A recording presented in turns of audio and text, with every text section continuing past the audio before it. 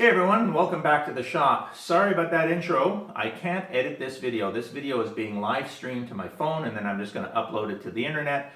I just wanted to let you guys know what was going on. The laptop that I do all of my video editing on is dead. It's going to take me a little while to replace that, so I can't edit anything. And the reason is we're in a lockdown here in Ontario, which means stay-at-home order, which is very difficult to buy things like laptops and software. I know you can get them on the internet, but I'm kind of the person, if I'm going to buy a laptop, I need to, make sure it's going to do what I need it to do. So that's a challenge. So I wanted to release this video just to let you know where I have been and what I've been doing and why I haven't put a video up for a week or so. And probably why I won't put another video up for another week or so. But what's coming up? Engine is in 100%. Wiring, plugs, everything's done to the engine. I even pre-primed it with the oil, and while I was doing the oil pump priming, I rotated the engine so that all of the journals would line up, right? Again, you have to run the engine through a cycle or a rotation while you're doing that in order to guarantee you're getting oil up all the way up to the top of it. And since this is hydraulic, I wanted to make sure I got the oil up. Now, it's ready to start, except I haven't put in the heater box yet. And the reason I haven't put the heater box in yet is because I'm still working on the wiring. Remember, this car has electrical for everything, right? Power seats, power windows, alarm system, power locks, the delay system. All of that still has to go in, and I don't want the heater box in my way. And yeah, I know I can just jump the heater hose from the pump over to the intake, but you know what? I would rather have it the way it is. And why do I want it the way it is? Because I want to test the whole system out when I do fire this thing up.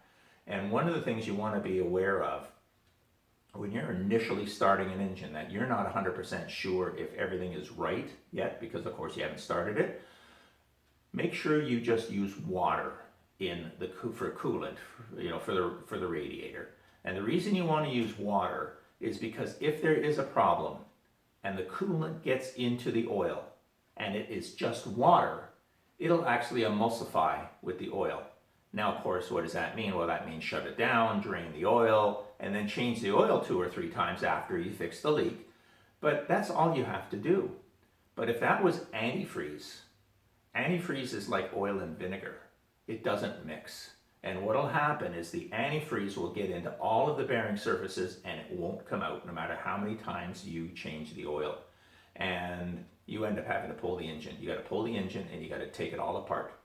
If you just use water, worst case scenario, you got to go through a few oil changes. But other than that, I'm ready to go. As I said, heater box is not in, and that's because of all the wiring that still has to get done. But what else has been done? Transmission is in. I ordered the transmission mount.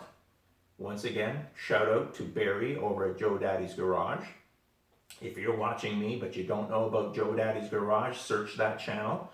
Barry has done this so many times that what I did is he's already gone through this whole transmission mount nightmare, and he was able to identify the exact mount needed. So I bought that mount and it did. It bolted right in, and now my transmission is mounted and it is centered. So of course now I have the drive shaft installed. Had to shorten the drive shaft by 1.5 inches because the transmission is a little longer as the T5 as opposed to the C4. Remember, this is also a automatic to manual transmission swap on this car.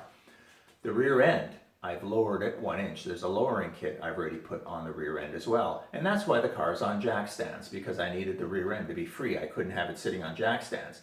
And what I noticed as soon as I put it on the jack stands is this gap is outrageously big. Now, if you remember my previous videos, when it's sitting on its suspension, these gaps are really good. They're 3/16 of a gap, which is actually quite nice. Well, this car is bending.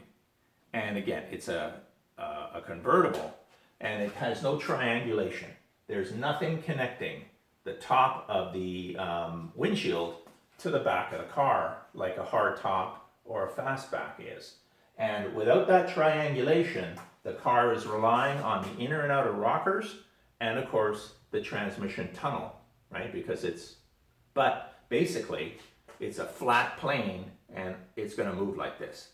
This gap now has got me a little worried. I'm thinking, do I need subframe connectors? And I'd like to get your opinion on subframe connectors for a convertible. Not so much necessary for a hard top or a fastback, in all honesty. But it's moved. I mean, it moved a good 3/16 of an inch, quarter of an inch. I mean, it moved. So the idea I'm thinking is the subframe connectors I've been looking at, there are two kinds. There's the kind that weld in, and then there's a kind that bolt in. Both of them are made for a convertible, and both of them require no cutting. All you need to do is you put the subframe connector up. It's made out of chrome moly steel with two brackets on either end. The one bracket goes up on the rear frame rail right by the spring perch. It welds in there, and then the other bracket goes up to the front frame rail and welds in there. Now you can have the exact same thing except bolts. Now I'm trying to think. The good news is that if I have now a subframe connector, and of course then I have the rockers, that kind of gives me almost like an I-beam, right? I'm going to have a lower structure, an upper structure. No, I'm not dancing. And that should stop the flexing. In my case here, the only thing I don't know is if I weld these in and the car does flex, will it crack the welds? Should I just go with the bolts? But if I go with the bolts, is there going to be play? Is it going to move anyway? So again, your opinion. If you put in subframe connectors, I'd love to hear from you as far as what you did and which ones you used. That would be great to hear from you.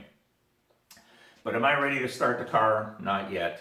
Electrical, like I said, I've still got to finish all that electrical up. I want to test the entire electrical system end to end before I even think of starting that engine. I also tested my power steering system before I started the engine, and I'll show you how I did that. I did record it. I can't put it in this video, sorry.